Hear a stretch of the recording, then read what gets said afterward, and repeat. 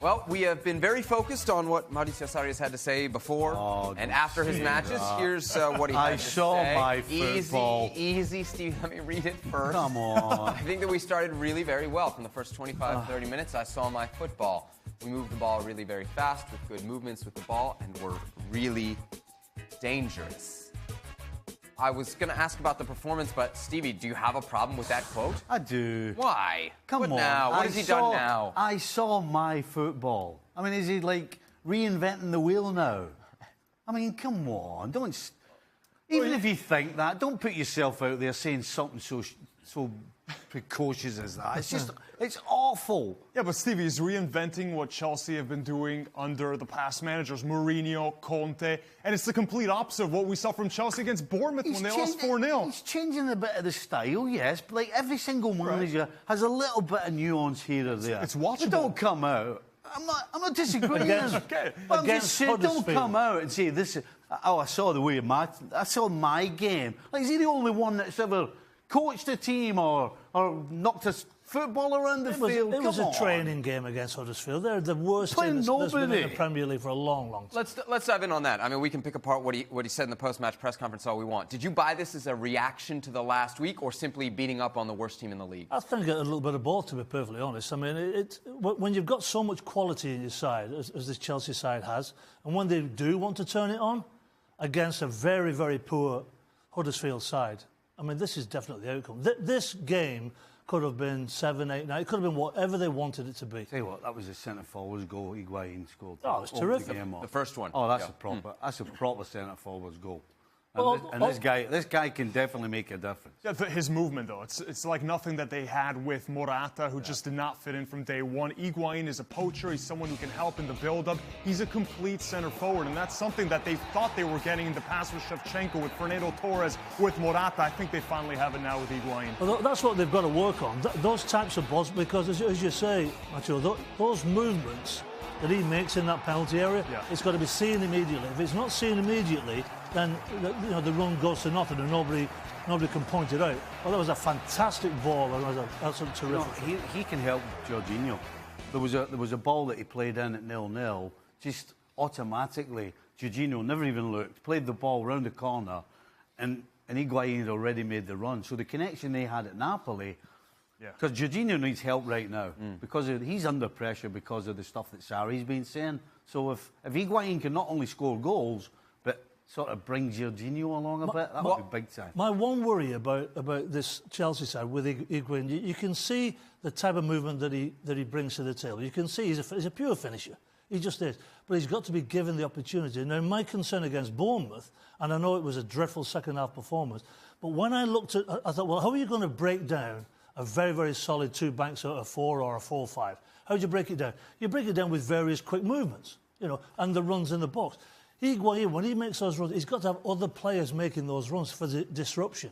And when I saw him against Bournemouth, there was nobody else in the box apart from him. I felt sorry for the lad. I really did. I was a little concerned, but not so concerned against a poor Huddersfield side today. Yeah, absolutely. And his movement as well, when he played under Sarri at Napoli, he would come back to the midfield. He would always get involved in the build-up. He's actually a really good passer, and that's not a facet of his game that's talked about much at all. But his combinations, I think, with Hazard, his understanding with Hazard, that's the player that's going to most benefit, especially because Hazard was playing as a false 9 in the last few months with Morata being on the bench. So that's not Hazard's role. Hazard needs to play on the left wing, play off of Higuain. Those two can combine like Insigne did when he was with Higuain at Napoli. I would love to have seen what would have happened if the referee had given the penalty at 2-0.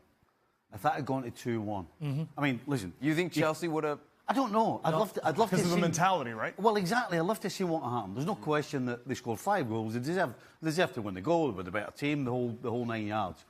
But when you're under a little bit of pressure and you're at home as well, and you lose a goal, and all of a sudden we find out who's twitching and who can get through it, and then you would have found out what the crowd would be like as well. It would have been interesting to see, considering what's been going on for the last week and a half. I know on this desk we haven't been maybe too quick to sound the alarm about Chelsea's chances at the top 4. Let's take a look at the odds right now for the top 4 spots in the Premier League. And there you see Chelsea, according to the bookmakers, is 4th. I mean, do we think at this point they've turned a corner? You agree with the odds makers here that they should be in that top four, considering we also have to acknowledge what's coming up on their Premier League slate. You throw in Europa, you throw in FA Cup and the League Cup against Manchester City. I mean, this is a really, really challenging slate for Sarri and that group. And that will answer your question, sir. When they're playing against the top teams, because there's no doubt that this Chelsea squad is a decent squad. Of course they should be in the top four. I picked them hands down to be in the top four in the Premier League this season.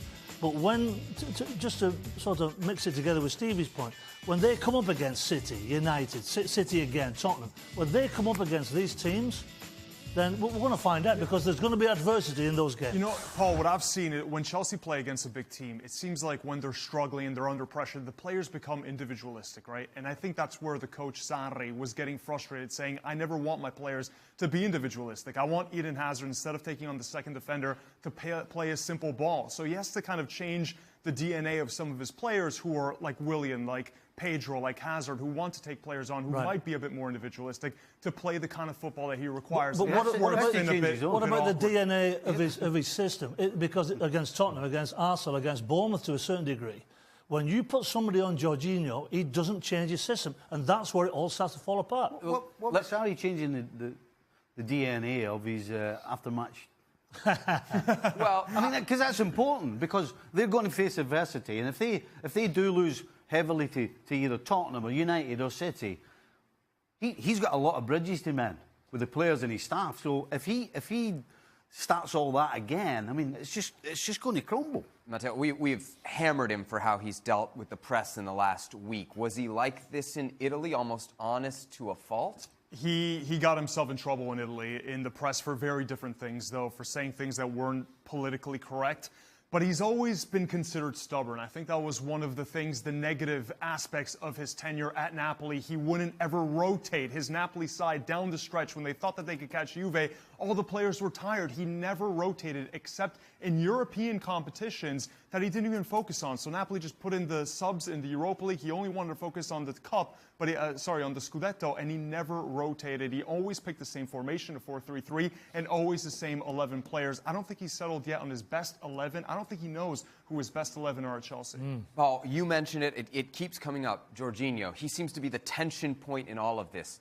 Is there any way Sarri moves off Jorginho? No, it's not going to happen. So he's going to sink or swim with Jorginho? I don't think people expected Jorginho to be the player that he is. People thought Jorginho was going to be this deep-lying playmaker like a Pirlo. That's never been his game. He never plays the ball over the top. He doesn't create assists. He's not an assist maker, Jorginho. He's a player that's supposed to organize the midfield, as Sarri has said in his own words, play short balls, take the pressure off the ones around him, basically be like a Sergio Busquets is for Barcelona, obviously of a weaker standard. Jorginho maybe was mischaracterized coming into the Premier League. I'll tell you what, when I was playing, I wish I could have played in that role. You'd play forever. I mean, it's look, you're going to get criticised when you do play in that role, and everybody's wondering what does he do.